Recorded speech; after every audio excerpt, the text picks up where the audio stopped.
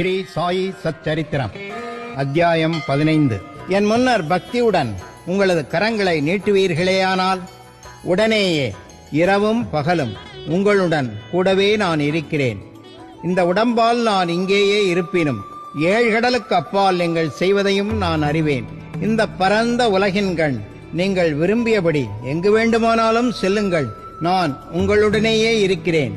உங்களது இருதயமே எனது இருப்பிடம். நான் உங்களுக்குள்ளேயே இருக்கிறேன். உங்களது இருதயத்துள்ளும் அதை போன்ற சகல ஜீவராசிகளின் இருதயங்களிலும் இருக்கும் என்னையே எப்போதும் வணங்குவீர்களாக. என்னை இங்கனமாக அறிபவன் உண்மையிலேயே ஆசீர்வதிக்கப்பட்டவனும் அதிர்ஷ்டசாலியும் ஆவான். ஸ்ரீ சாயை பணிக. அனைவருக்கும் சாந்தி நிலவட்டும்.